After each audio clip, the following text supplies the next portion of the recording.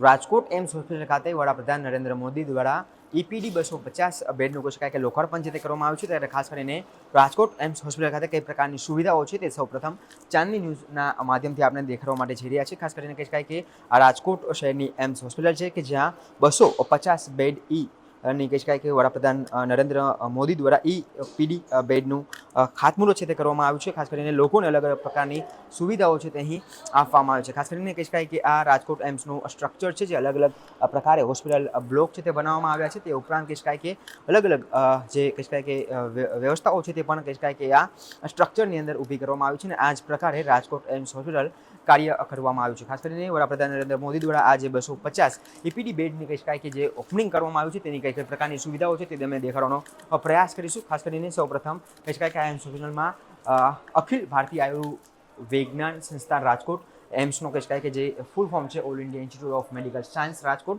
તેમનું કહી શકાય કે લોગો મૂકવામાં આવ્યું છે અને ખાસ કરીને અહીં અલગ અલગ પ્રકારના જે બેડ છે તેની સુવિધાઓ પણ આપવામાં આવી છે। ખાસ કરીને વડાપ્રધાન નરેન્દ્ર મોદી દ્વારા આ 250 ઈપીડી જે બેડ છે તેનું ઓપનિંગ છે તે કરવામાં આવ્યું છે, જેમાં તમામ પ્રકારની સુવિધા દર્દીઓને અહીં મળી રહે। સૌરાષ્ટ્રના દર્દીઓને ખાસ કરીને કહી શકાય કે તમામ પ્રકારની જે સુવિધાઓ છે તે એક જ પ્લેટફોર્મ ઉપર મળી રહે, અન્ય કોઈ પણ જગ્યાએ કહી શકાય કે તેમને સારવાર માટે ન જવું પડે તે પ્રકારની વ્યવસ્થાઓ અહીં રાજકોટ એમ્સ હોસ્પિટલ ખાતે ઊભી કરવામાં આવી છે અને વડાપ્રધાન નરેન્દ્ર મોદી દ્વારા આ તમામ બેડનું કહી શકાય કે લોકાર્પણ છે તે કરવામાં આવ્યું છે। ખાસ કરીને કહી શકાય કે વડાપ્રધાન નરેન્દ્ર મોદીએ આ તમામ જે 200 પીડી બેડ છે તેનું ઓપનિંગ કર્યું છે અને ખાસ તેમના દ્વારા કહી શકાય કે લોકો માટે આ સુવિધા શરૂ કરવામાં આવી છે। જે પ્રકારે રાજકોટ એમ્સ છે ધીમે ધીમે આ કામગીરી છે તે પોતાની પૂર્ણ કરતી જઈ રહી છે, તે પ્રકારે અલગ અલગ વિભાગોનું ઓપનિંગ છે તે કરવામાં આવી રહ્યું છે અને તમામ પ્રકારની કહી શકાય કે સુવિધાઓ એક જગ્યા ઉપર મળી રહે તે પ્રકારનું આયોજન પણ રાજકોટ એમ્સ ખાતે કરવામાં આવ્યું છે। ખાસ કરીને કહી શકાય કે કોઈ પણ દર્દીને રિપોર્ટ કરવા માટે પણ બહાર ન જવું પડે અને તમામ પ્રકારના જે રોગો છે તેનું નિદાન કહી શકાય કે એક જ જગ્યા ઉપર થઈ જાય તે પ્રકારની વ્યવસ્થા રાજકોટ એમ્સ ખાતે કરવામાં આવી છે। ખાસ કરીને આ પ્રથમ કહી શકાય કે ઓપીડી બિલ્ડિંગનું ખાતમુહૂર્ત કરવામાં આવ્યું હતું અને હવે વડાપ્રધાન નરેન્દ્ર મોદીના હસ્તે 250 ઈપીડી બેડનું કહી શકાય કે લોકાર્પણ કરવામાં આવ્યું છે અને સૌરાષ્ટ્રના લોકો માટે આ તમામ સુવિધાઓ ઉપલબ્ધ કરવામાં આવી છે।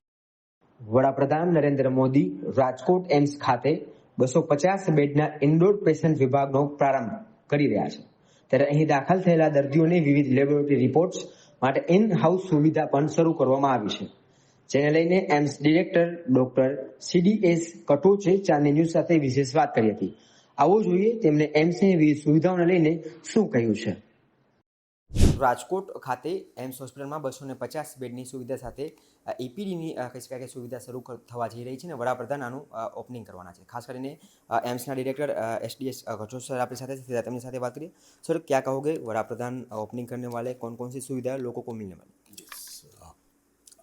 जैसा आपको पता है, हम आपको ये बता दें कि गुजरात, सौराष्ट्र, राजकोट और हमारे लिए ये बहुत ही सौभाग्य का क्षण है कि प्रधानमंत्री जी अपना समय निकाल के, उनकी ही दूरदृष्टि की वजह से ये एम्स यहाँ पे बनी थी और आज हम इस मुकाम पे तैयार हैं कि हमने 250 बेड की इंडोर फैसिलिटी की तैयारियां ऑलमोस्ट पूरी कर ली हैं और हमारी 14 स्पेशलिटी पहले ही ओपीडी की सर्विसेज दे रही हैं, क्लिनिकल स्पेशलिटीज़।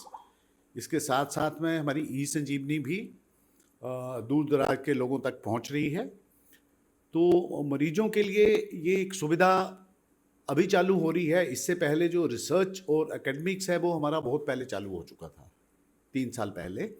हमारे पास 4 MBBS के बैचेस पहले से चल रहे हैं, उनकी फैकल्टी पूरी है, उनकी पढ़ाई चल रही है, वो ओपीडी में भी आके मरीज़ देखते हैं।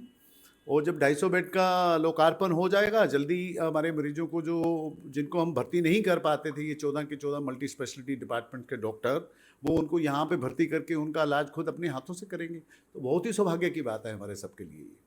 सर कौन कौन से सुविधाएं हैं लोगों को यहाँ पर मिलने वाली? देखो, सुविधा 14 स्पेशलिटी ऑलमोस्ट हर स्पेशलिस्ट को कवर करती हैं और उसके इन एडिशन हमारे पास इंटीग्रेटेड लैब सर्विसेज हैं, जिसमें हर इन्वेस्टिगेशन हमारे अंडर वन रूफ होगी। रेडियोलॉजी में हमारे पास MRI, USG, अल्ट्रासाउंड की मशीन, पोर्टेबल एक्सरेज, ये सारे के सारे सुविधाएं अभी प्राप्त हैं और ऐसी कोई सुविधा डायग्नोस्टिक की नहीं है जो हमारे पास अभी नहीं है। CT स्कैन भी कुछ थोड़े समय में हमारे साथ लग जाएगा। तो state of the art equipment हमने लिया है कि जो कि अभी तक 8-10 साल तक उसका नया मॉडल नहीं आने वाला है। और ये पूरी प्रोक्योरमेंट जो इसकी होती है इक्विपमेंट्स की, वो हमारी हाइट्स के थ्रू होती है, जो कि PSU है मिनिस्ट्री के थ्रू। तो हमने एक एक छोटी छोटी चीज़ का ध्यान रखा है। और जब मरीज़ यहाँ पे भर्ती होगा तो ये नहीं है कि मैं उसको एक टेस्ट करवाने के लिए बाहर भेजूँ या उधर से ये करूँ, वो सारे के सारे टेस्ट हमारे इधर ही होंगे। साथ ही में उसको जो दवाइयाँ दी जाएंगी वो भी पूरी गुणवत्ता वाली हमारी जन औषधि की यहाँ पे फार्मेसी है, और अमृत की फार्मेसी हमारे पास यहाँ पे है। पूरी गुणवत्ता वाली उनको सुविधाएँ दवाइयों की भी दी जाएंगी। और खर्चे की बात करो तो वो खर्चा बिना ना के बराबर है, बहुत ही कम खर्चा है। वो बिल्कुल एम्स दिल्ली के रेट हमने लगाए हैं, वो कि बिल्कुल मिनिमम है।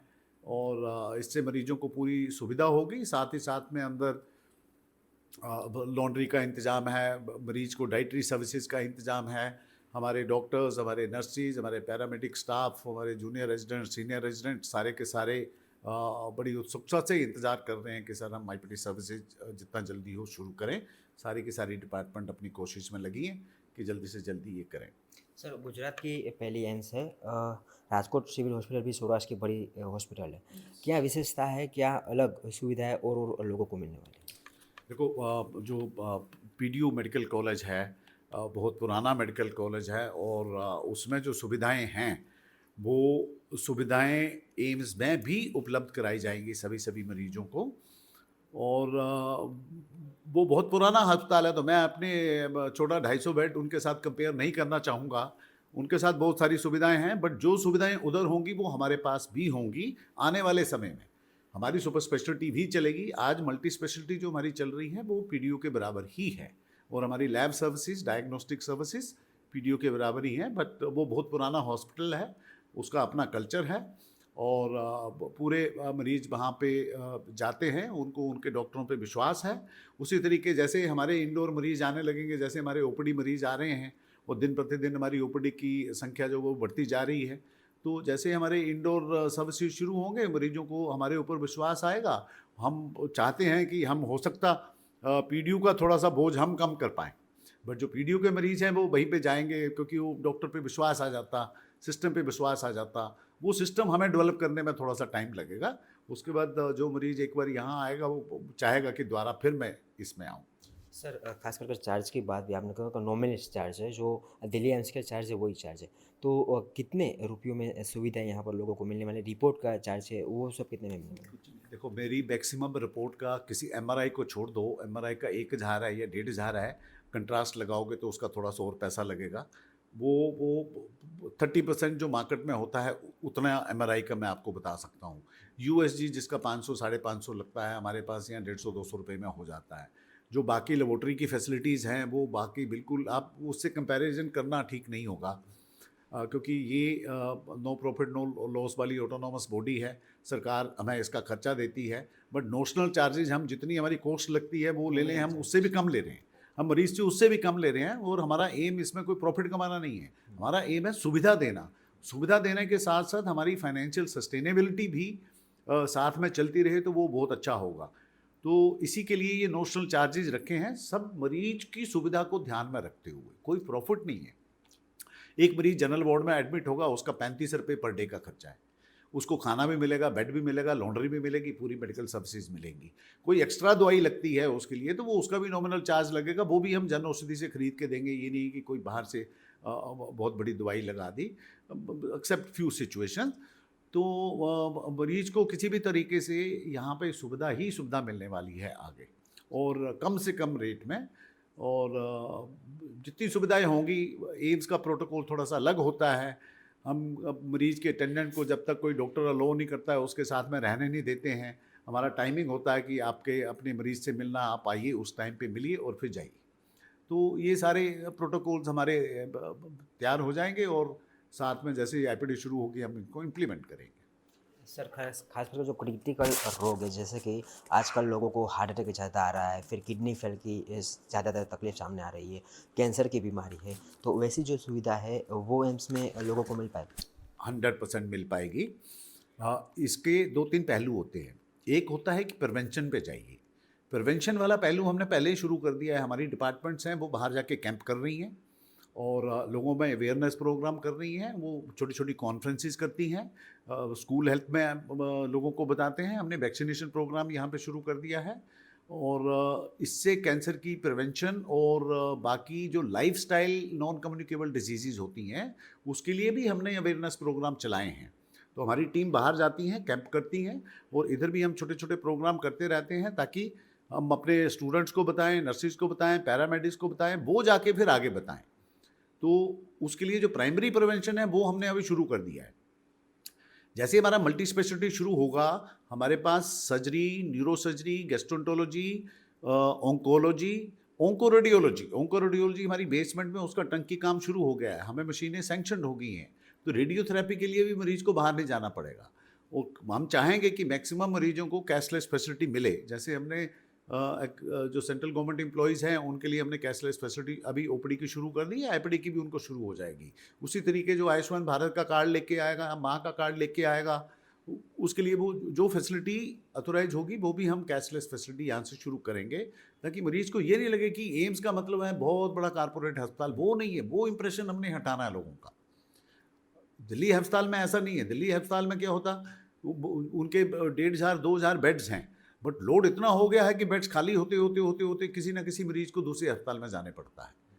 तो वो नौबत मुझे नहीं लगता कि हमारे यहाँ अभी शुरू में आएगी, बट जैसे जैसे ये इंस्टीट्यूट बढ़ती जाएगी, एक ना एक दिन हम भी कोशिश करेंगे दिल्ली एम्स जैसा बनने की तो वो हमारी इच्छा है। और बट प्राइमरी इच्छा यही रहेगी कि हम अच्छे से अच्छा स्टूडेंट तैयार करें, यहाँ पे अच्छे से अच्छे नर्सिस को पढ़ा के तैयार करें और मरीजों को जितनी सुविधाएं हो सकती हैं वो दें, और पैरेलल हमारी रिसर्च चलती रहेगी। इसके साथ सौराष्ट्र के जो लोग हैं उन्हें बेंगलोर, चेन्नई वहाँ जाने की नहीं जरूरत पड़ेगी, किसी को नहीं जाने। मैं कहता हूँ चेन्नई और बेंगलोर से मरीज हमारे पास आने चाहिए बाद में। मैं इतना कॉन्फिडेंट हूँ और मुझे यकीन है कि जब हम मल्टी स्पेशलिटी सर्विसेज शुरू करेंगे, हमारे यहाँ पे जो डिपार्टमेंट तैयार होंगे वो इतनी अच्छी सर्विसेज देंगे कि उनका पूरे इंडिया में नाम होगा।